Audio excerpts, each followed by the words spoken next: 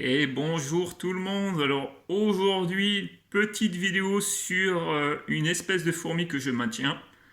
Donc oui, ça change un peu des aquariums. Mais voilà, je tenais à vous présenter la Componotus parius.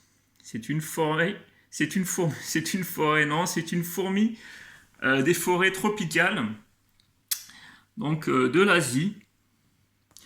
C'est une espèce assez grande puisque la femelle, la gyne, en fait, la reine mère, on va dire, fait dans les 1 cm 7, si je dis pas de bêtises. Oui, c'est ça, 1 cm 7. Donc ça reste une fourmi assez grande. Et là, en fait, c'est comment dire, c'est le setup. C'est dans quoi elles sont. Donc elles ont un grand espace. Enfin, pour le nombre de fourmis qu'elles sont actuellement, elles ont un grand espace extérieur. Puisque c'est une aire de chasse qui fait 30 cm sur 30 cm. Et la hauteur, donc, fait une vingtaine de centimètres. Donc, oui, j'ai aussi relié un autre module. Il y a un pot qui est tombé, hein, parce que j'ai plusieurs pots pour bloquer. J'ai un module plus forêt, ici. Donc, où elles peuvent circuler à l'aide d'un tuyau. Voilà, d'un diamètre de 14. Ok. On va présenter un petit peu la fourmilière. Alors j'ai commencé, je ne sais pas si je l'ai dit, avec une gyne, donc une reine, et quelques ouvrières. Il y avait 2 ouvrières avec. Et là, maintenant, on peut voir qu'il y a quand même une grande... Tiens, on voit justement la reine qui est juste ici, la gyne. Je vais prendre une petite loupe, comme j'ai dit, pour pouvoir filmer avec plus de netteté. Mais voilà, donc j'ai commencé avec une gyne, donc la reine, et 2 ouvrières mineures. Les ouvrières mineures, c'est les petites qui sont ici, par exemple celle qui est devant ou celle qui est au-dessus. Et là, maintenant, j'ai des majors qui sont arrivés. Voilà, les 2 grosses ouvrières qui sont ici, voilà, ce sont des majors. Donc, c'est la classe d'élite de l'espèce Componotus parius. C'est des fourmis qui... Les majors, hein, c'est des fourmis qui sont affiliées au nid. En fait, sortent très très peu. Et quand elles sortent, c'est des sorties éclairs et elles sont plutôt timides malgré leur taille, puisqu'elles font pratiquement le double d'une minor, voire pratiquement la taille de la gyne. Elles peuvent atteindre 1,7 cm. Donc ça reste une fourmi d'une assez grande taille. Tandis que les minors sont beaucoup plus petites. Elles peuvent faire dans les 8-10 mm. Donc à peu près 1 cm, un petit peu moins d'1 cm à 1 cm. On en voit, il y a différentes tailles. Hein. Donc là, on voit que le nid est quand même bien occupé, commence à être bien occupé. Ici, c'est une salle avec les cocons, avec les larves. Enfin, là, il y a beaucoup de cocons. Faut aussi savoir que je les ai mises en diapose, même si c'est pas une espèce, c'est pour ça qu'elles sont un peu léthargiques. Même si c'est une espèce qui ne demande pas spécifiquement une diapose, elles aiment bien quand même avoir cette petite pause de 2-3 mois dans l'année, et c'est ce que je leur donne. Là, elles sont à 16 degrés environ. Pas trop froid, il ne faut pas descendre trop froid, parce que bon, comme je l'ai dit, c'est une espèce des forêts humides tropicales. Donc elles sont à 16 degrés environ, entre 15 à 16 degrés, et c'est largement suffisant. Donc elles sont un petit peu en léthargie, donc en diapose. La diapose étant une pause en fait, c'est-à-dire que elles sont en repos. Alors le nid, je l'ai acheté chez Ant Center. C'est des Polonais. Ma foi, il est plutôt sympa puisque c'est des matières naturelles, c'est du verre. Et puis, comment dire, la matière blanche, c'est aussi naturel, c'est du sable compacté en fait. Donc là, on voit un petit peu l'activité des fourmis. On voit quelques différences de taille entre les ouvrières. Voilà. donc notamment les majors qui sont assez une classe d'élite, hein, comme je l'ai dit.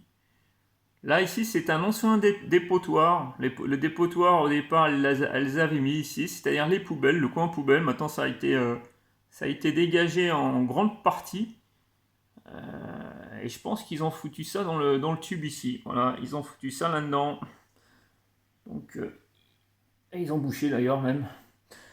Bon, je pense qu'elles peuvent encore circuler, elles l'enlèvent. Enfin, mais elles ont dégagé le nid parce qu'elles avaient besoin de place.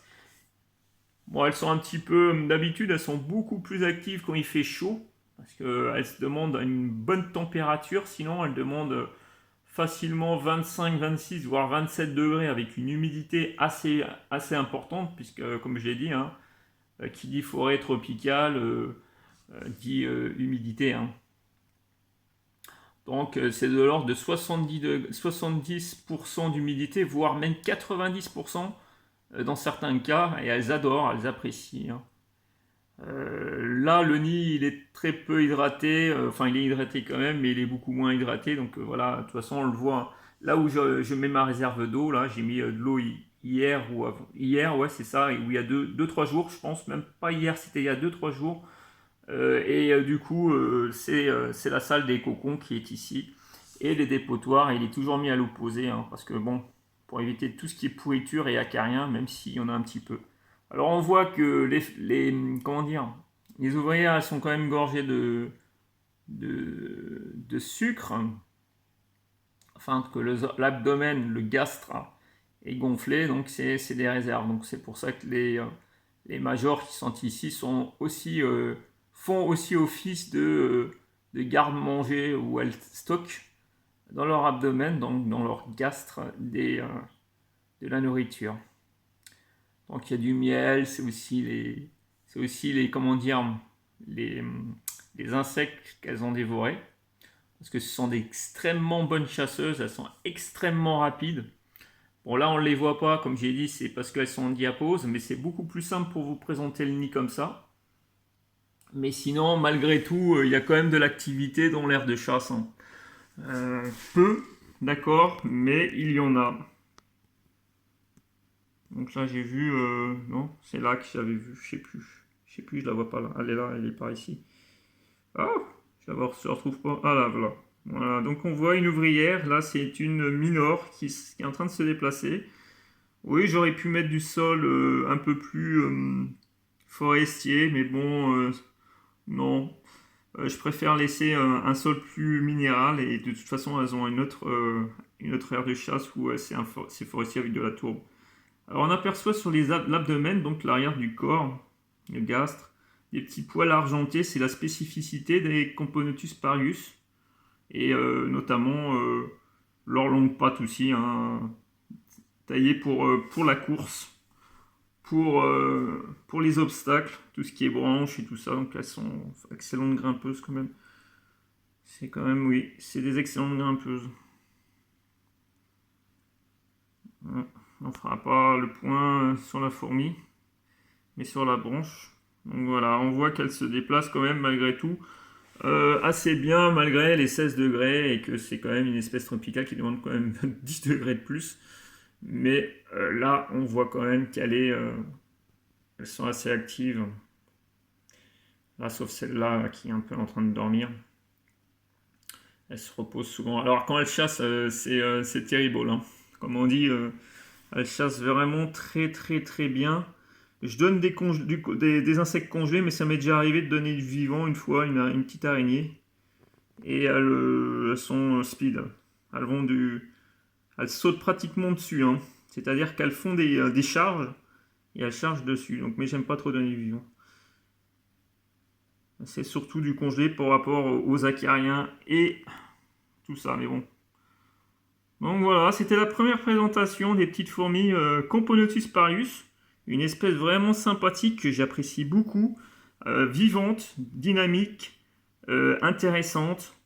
Avec des comportements très intéressants, un comportement très intéressant. Une communication entre fourmis très importante, surtout quand il y a une proie dans l'aire de chasse. Mais vraiment c'est intéressant. Donc là c'est le miel. Ils ont mis un petit peu de gravier dedans. Je sais pas pourquoi. Mais bon. Celle-ci, alors c'est le miel d'eucalyptus. Le miel d'eucalyptus qui est ici est beaucoup plus apprécié que le miel qui est juste à côté, dont je ne me souviens plus ce que c'est. Je crois que c'était du miel de sapin. Ouais. Donc le miel de sapin, elles n'aiment pas trop. Elles y touchent pas d'ailleurs. Par contre, le miel d'eucalyptus, elles aiment bien. Alors elles ont toujours un petit peu de miel, mais moins, beaucoup moins vu la diapose. Donc voilà, hein, moi c'est pour cette vidéo de présentation des Componotus parius, bah, on va dire que c'est bon. Petite présentation du nid. J'en reparlerai de toute façon parce que j'adore les fourmis et depuis que je suis gamin, j'adore ça. Je trouve ça très intéressant. C'est un animal au comportement social très intéressant. Ils font de l'agriculture, ils font de tout. C'est vraiment agréable. Les Camponotus parius, non, ne font pas d'agriculture, hein, pas comme la Suisse Niger, vous savez, les fameuses petites fourmis noires qu'on a dans notre, dans nos jardins. Hein. Non, cette fourmi, elle fait le double. Hein. L'ouvrière fait le double hein, d'une la Suisse Niger. On le voit pas parce qu'on a l'impression que c'est petit, mais elle fait le double. Voilà. C'est vraiment une fourmi super sympa et super agréable. Bon, bah voilà. Hein. Je vous dis à plus. Et salut, salut. Et portez-vous bien.